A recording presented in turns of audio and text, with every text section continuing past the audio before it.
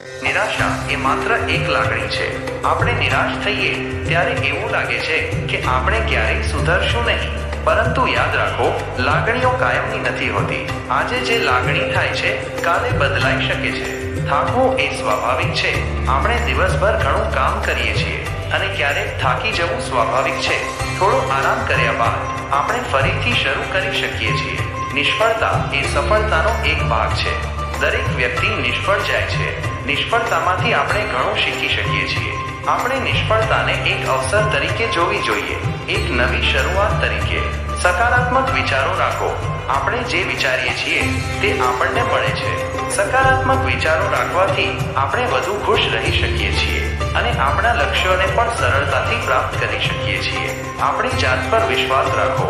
આપણે બધા જ કંઈક ખાસ છીએ. આપણી જાત પર વિશ્વાસ રાખવાથી આપણે કોઈ પણ મુશ્કેલીનો સામનો કરી શકીએ છીએ. આપણે આ વિચારોને જીવનમાં કેવી રીતે ઉતારી શકીએ? ધ્યાન. દરરોજ થોડો સમય ધ્યાન કરવા માટે કાઢો. આનાથી તમારું મન શાંત થશે અને તમે વધુ સકારાત્મક વિચારો કરી શકશો. યોગ અને કસરત. નિયમિત રીતે યોગ અને કસરત કરવાથી તમારું શરીર અને મન સ્વસ્થ રહેશે. પોઝિટિવ લોકો સાથે વાતચીત કરો. સકારાત્મક લોકો સાથે વાતચીત કરવાથી તમારું મૂડ સારું થશે. નવી વસ્તુઓ શીખો.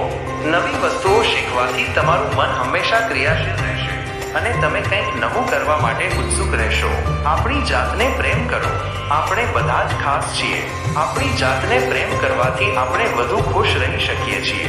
આ વિચારોને યાદ રાખીને આપણે આપણા જીવનને વધુ સારું બનાવી શકીએ છીએ.